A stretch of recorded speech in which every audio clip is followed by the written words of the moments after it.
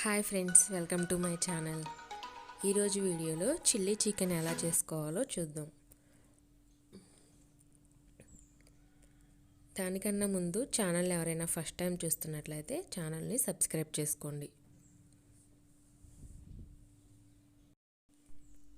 ఇప్పుడు chilli chicken ఎలా చేయాలో చూద్దాం. చికెన్ తీసుకొని అందులో 1 స్పూన్ సాల్టు, 1/2 స్పూన్ పసుపు, కొద్దిగా నిమ్మరసం పిండుకోవాలి. తర్వాత ఇది నిమ్మరసము, సాల్టు, పసుపు, చికెన్ ముక్కలు మొత్తం కలిసేలా తిప్పుకోవాలి. ఇలా తిప్పి పెట్టుకున్న తర్వాత ఈ చికెన్లో 1 స్పూన్ కారము, 1/2 స్పూన్ గరం మసాలా, 1/2 స్పూన్ ధనియాల పొడి వేసుకోవాలి. అలాగే 1 స్పూను అల్లం వెల్లుల్లి పేస్టు, 1 స్పూన్ కార్న్ఫ్లోరు, 1 స్పూన్ బియ్యం పిండి వేసుకోవాలి.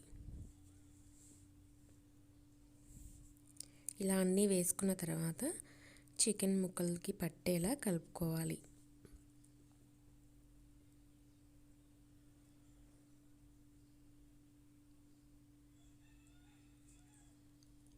ఇలా బాగా మసాలాలు చికెన్ ముక్కలకి పట్టేలా కలుపుకొని ఒక ప్లేట్ పెట్టుకొని 1 గంట సేపు ఫ్రిడ్జ్లో పెట్టుకోవాలి.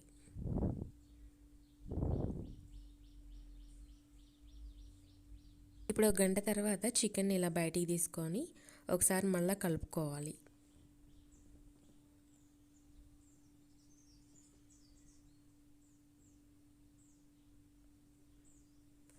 ఇప్పుడు ఆయిల్ హీట్ చేసుకొని ఈ చికెన్ని ఆయిల్లో డీప్ ఫ్రై చేసుకోవాలి. ఆయిల్ హీట్ అయింది. చికెన్ ముక్కలు ఒక్కొక్కటిగా ఆయిల్లో వేసుకోవాలి.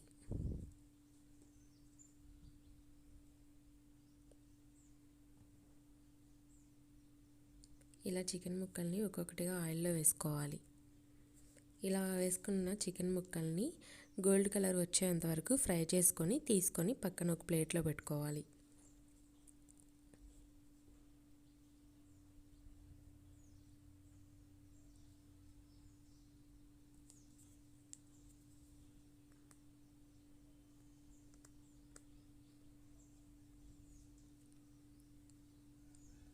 ఇప్పుడు మిగిలిన వాటిని కూడా ఇలాగ ఆయిల్లో వేసుకొని ఫ్రై చేసుకోవాలి.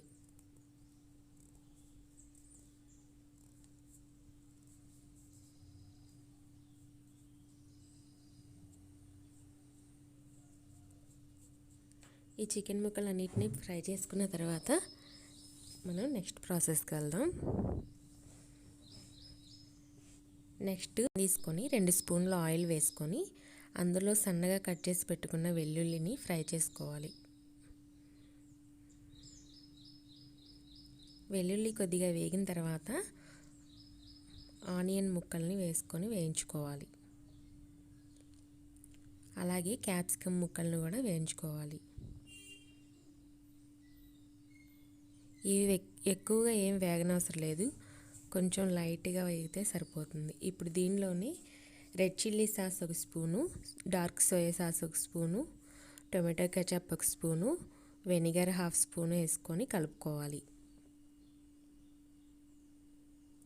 ఇలా కలిపిన తర్వాత 1 స్పూన్ కార్న్ఫ్లోర్ తీసుకొని అందులో కొంచెం వాటర్ యాడ్ చేసుకొని తిప్పుకోవాలి.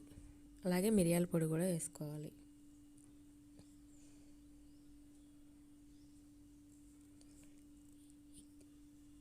ఈ కార్న్ఫ్లోర్ వాటర్ వేసుకున్న తర్వాత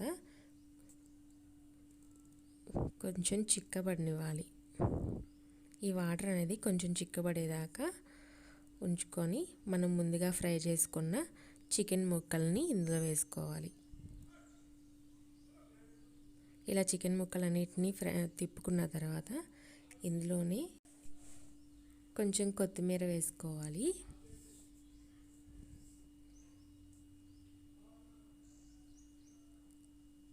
కొత్తిమీర వేసుకున్న తర్వాత ఇంకా స్టవ్ ఆఫ్ చేసుకోవాలి. ఇప్పుడు దీనిపైనే సన్నగా కట్ చేసుకున్న 2 పచ్చిమిర్చి ముక్కలను వేసుకోవాలి. ఇంతే అండి, చాలా సింపుల్. మీరు కూడా ట్రై చేయండి. మీకు కనుక ఈ వీడియో నచ్చినట్లయితే లైక్ చేయండి. అలాగే ఛానల్ని సబ్స్క్రైబ్ చేసుకోవటం మర్చిపోవద్దు. Thanks for watching.